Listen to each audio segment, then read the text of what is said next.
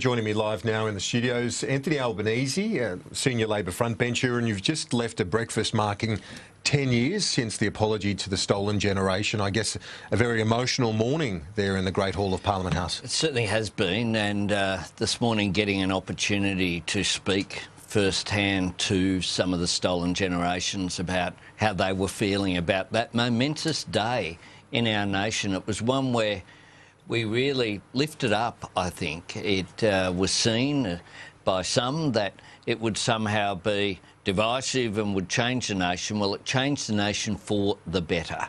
And it was an incredible moment, certainly the most significant moment since I've been in Parliament over the last 2 decades. And this morning, we're not just commemorating it, but also reminding ourselves of what we have a responsibility as parliamentarians to do, which is to listen to the first Australians, to continue to take action. It's a shocking figure indeed that today there are some 17,500 Aboriginal and Torres Strait Islander children living out of home, away from home. The figure 10 years ago was about half that. So clearly, we need to address that and we need to recommit ourselves. Why is the symbolism important, though? Because when we talk about closing the gap, you know, these are practical things that need to be done in school attendance, in literacy, numeracy. But why is the symbolism important? Because it was an important step of acknowledgement of our greatest national failure is our failure to bring Aboriginal and Torres Strait Islanders with us on our national journey. The fact that we didn't even recognise them as citizens until 1967. The fact that children were taken away from their parents in our lifetime. Kieran, this isn't ancient history. No. And how people would deal with, as Paul Keating said in his powerful Redfern speech, we have to ask ourselves, what would we do if it was done to us? If we were taken away from our parents, if our children were taken away? As parents, as sons and daughters, we have to think about that and commit ourselves to the responsibility we have. We have a great privilege in this country to live amongst the oldest continuous civilisation on the planet.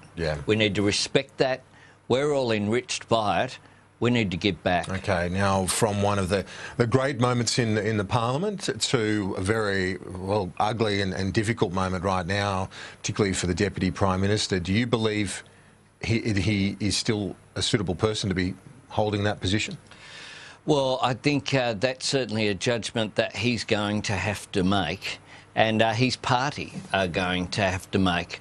Yesterday in the Parliament, I asked questions about my concerns, which are the failure of the government on infrastructure. He's got a big job of being responsible for nation building. Now, investment in infrastructure is critical to future jobs and to future growth. And what we saw from someone who's in charge of infrastructure when asked, for example, a question about the failure of the government to initiate a single new major infrastructure project in Tasmania since 2013, he responded by talking about the inland rail. Well, I've got news for the infrastructure minister. Inland rail doesn't cross the Bass Strait, doesn't impact on Tasmania.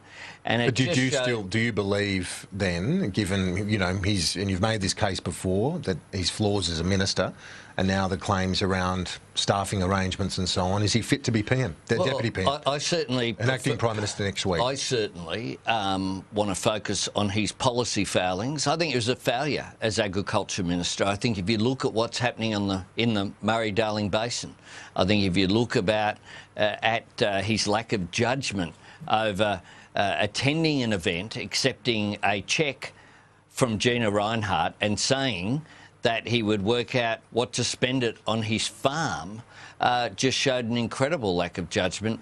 And quite frankly, he clearly is nowhere near on top of his brief. But Labor is continuing to target him. Mark Dreyfus asking various questions in relation to staffing. Is it right for the opposition to be doing that, or should you be focusing just simply on the portfolio matters? Well, what is relevant is, of course, use of taxpayers' funds.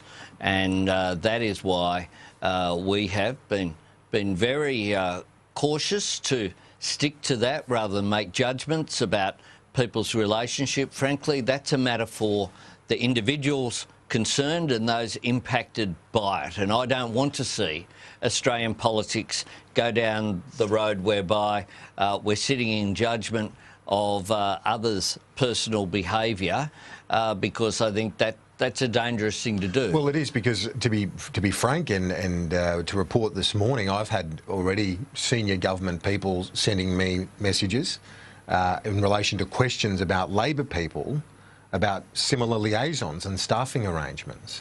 Well, obviously, I wouldn't mention names, but this risks erupting, doesn't it, the whole thing? Well, the problem here with all of these issues, and one of the reasons why you wouldn't want to go down that road, is because people don't know what the facts of personal relationships are. I don't know what the circumstances of Barnaby and his wife's relationship has been, and frankly, that's a matter for them. What I do know is that family breakups are very difficult, not just for the people involved, the husband and wife, but for Barnaby's 4 daughters.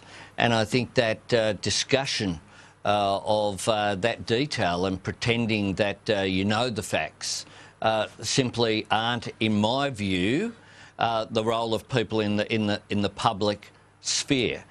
But what is relevant is some of the matters that are public issues, the use of taxpayers' funds, and whether all of that was done properly. Can you be sure that some of your colleagues won't get caught up in similar sorts of things? Oh, look, absolutely. Look, I mean, I don't want to go down the road of mixing up the private and the public.